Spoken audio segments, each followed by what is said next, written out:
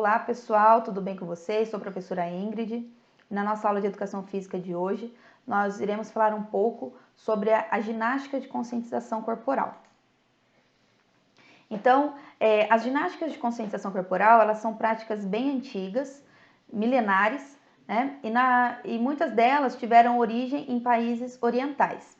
Elas foram organizadas e utilizadas na busca pelo equilíbrio, e os seus enfoques estão principalmente na prevenção de doenças e na procura pelo bem-estar.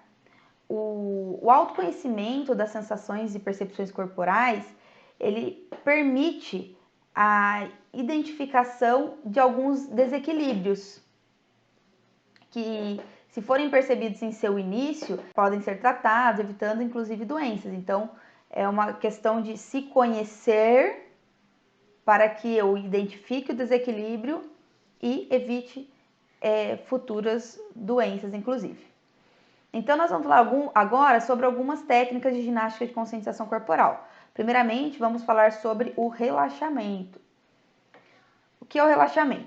O relaxamento é uma ação corporal cujo objetivo é romper as tensões físicas, mentais e emocionais.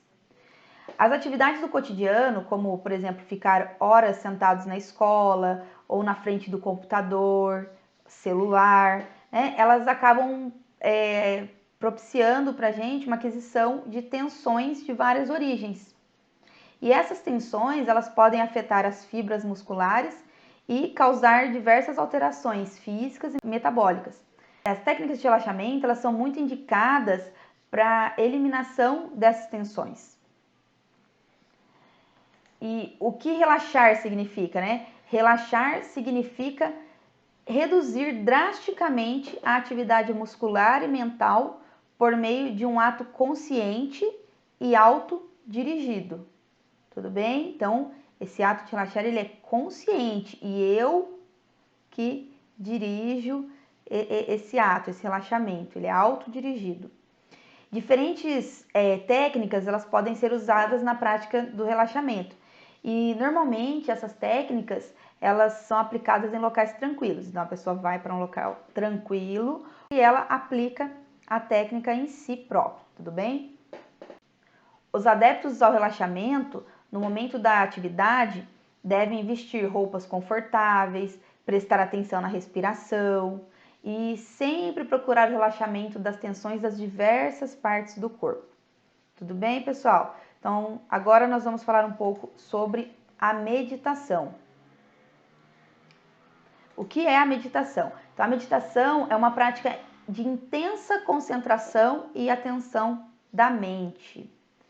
Apesar da meditação ser associada a questões relacionadas com a espiritualidade, ela também pode ser utilizada para o desenvolvimento pessoal em um contexto não religioso. Ou seja, a prática da meditação, ela não necessariamente está relacionada à religião, tudo bem? Quando realizada de modo regular, ela pode proporcionar diversos benefícios, como o descanso físico, descanso mental e o descanso emocional, além do aumento da capacidade de concentração, redução da ansiedade, equilíbrio da respiração, entre outros benefícios. Bem, a variação do corpo na prática da meditação pode variar bastante. É possível meditar deitado, em pé ou sentado. Geralmente, as pessoas preferem realizar a meditação sentado, né? Porque apesar do corpo estar em repouso, ele pode continuar alerta, certo? Temos aqui também a automassagem. A automassagem, ela é uma prática que auxilia, que na verdade relaxa e auxilia na manutenção da saúde.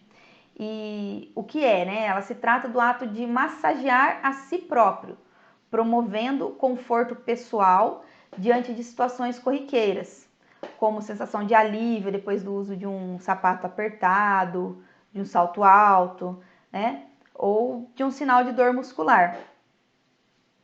Ela pode ser realizada com as mãos ou utilizar algum acessório, bolas, bambus, massageadores, tudo bem? Esse tipo de ginástica, esse tipo de ginástica ativa a circulação sanguínea, diminui as dores musculares e alivia as tensões emocionais. E aí temos também o Pilates. O Pilates, ele foi criado aí por Joseph Pilates, né? O método, a princípio, ele era chamado de contrologia e buscava o quê? Buscava a sistematização de exercícios completos, então sempre lentos e agradáveis, com a ênfase no desenvolvimento equilibrado do corpo por meio do ganho de força, flexibilidade e da consciência gestual e das funções musculares como um todo, para a obtenção do bem-estar corporal geral. Então, também é uma conscientização corporal, né? Conhecer aí o corpo, as funções musculares e tudo mais. Então, o Joseph Pilates, ele criou o Pilates inicialmente para o seu próprio desenvolvimento. Então, ele queria manter a própria boa forma física. Isso no período da guerra. Pouco tempo depois, essa prática ela se popularizou e acreditou-se na ideia de utilizar o Pilates para a reabilitação de pacientes mutilados na guerra. E depois se popularizou ainda mais. E aí dançarinos e celebridades da época, eles viam que a velocidade de reabilitação era acelerada. Então eles queriam realizar essa prática para melhorar sua condição física e também para recuperar de lesões que possivelmente pudesse acontecer. Atualmente, a aplicação do Pilates ela é muito mais ampla, né? Do que terapêutica, que era o objetivo inicial, tudo bem? Então, entre muitos outros benefícios, aí o Pilates ele proporciona fortalecimento muscular, definição muscular, perda de peso, emagrecimento, prevenção de doenças cardiovasculares, controle do estresse, realinhamento postural, controle de ansiedade, melhora a densidade óssea, melhora a qualidade do sono, promove a consciência corporal e conecta o corpo, mente e espírito, aumenta a eficiência pulmonar, enfim, os benefícios aí são muitos.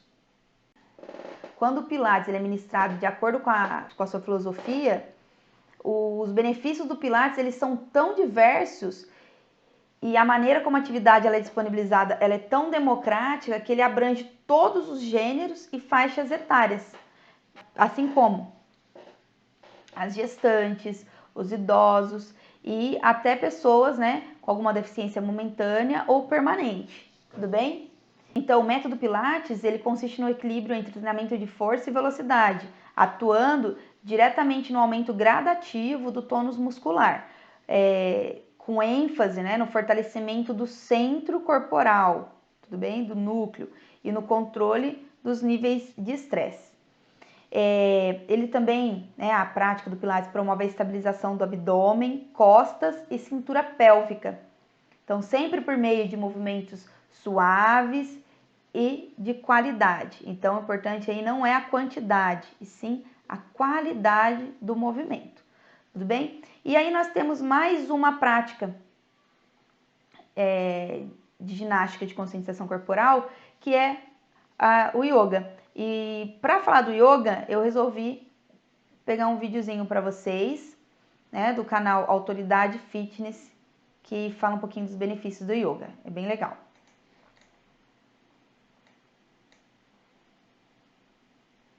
Que o yoga faz bem para o corpo e principalmente para a mente, isso todo mundo já sabe. Mas você sabia que o yoga também contribui para o desenvolvimento do cérebro no dia a dia? Que a meditação altera inclusive a química do seu cérebro? E que existe um hormônio que ajuda no relaxamento e controle da ansiedade? Quer entender melhor tudo isso? Hoje vamos experimentar uma mistura diferente e uma outra perspectiva do yoga, a da ciência.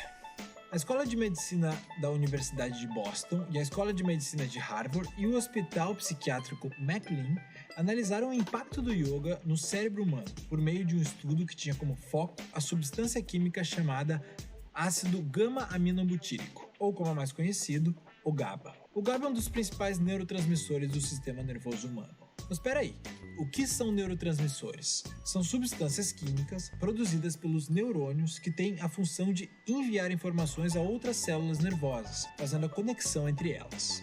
O objetivo do GABA é tornar os neurônios menos excitáveis. Então, quanto maior a quantidade de GABA no nosso sistema, mais calmos nos sentimos. Na prática, o GABA promove o relaxamento e auxilia no controle da ansiedade. O melhor de tudo é que com os anos da prática de yoga, os seus níveis de GABA podem atingir índices altíssimos.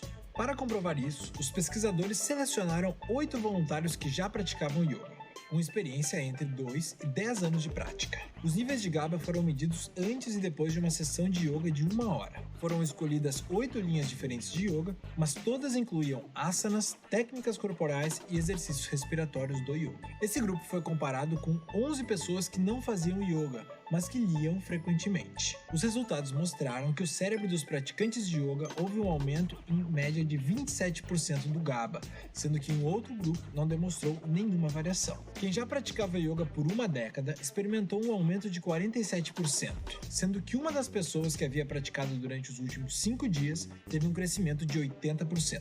Ou seja, o yoga se mostrou um método muito promissor para o controle da ansiedade e pode inclusive ser ligado à melhora do humor dos praticantes. Outro estudo publicado no Journal of Alternative and Complementary Medicine em 2010 também demonstrou a correlação direta entre a prática do yoga e o aumento do neurotransmissor GABA no cérebro. A pesquisa foi feita com pessoas entre 18 e 45 anos e comparou novatos no yoga com pessoas que faziam caminhadas regularmente. De um lado, 19 voluntários foram selecionados para começar do zero a prática de yoga. Essas pessoas tiveram aula de 60 minutos 3 vezes por semana durante 3 meses. No grupo de caminhada foram selecionados 15 participantes que também fizeram, ao longo de 3 meses, a prática de 3 caminhadas durante a semana, com duração de 60 minutos cada. Depois de 3 meses, os seus níveis de GABA foram medidos. O resultado: houve um aumento de 13% nos praticantes de yoga e nenhuma alteração relevante nos praticantes de caminhada. Resumindo, não importa se você já pratica yoga há anos ou se decidiu pisar no mat pela primeira vez essa semana, você com certeza vai sentir os benefícios do yoga de várias maneiras, inclusive através do aumento desse neurotransmissor. Assim, você fica a um passo mais perto de uma vida mais tranquila e equilibrada. E para você que não... Bom, então aí um vídeo que mostra os benefícios da prática do yoga. Tudo bem, pessoal? Então é isso. Até a próxima aula.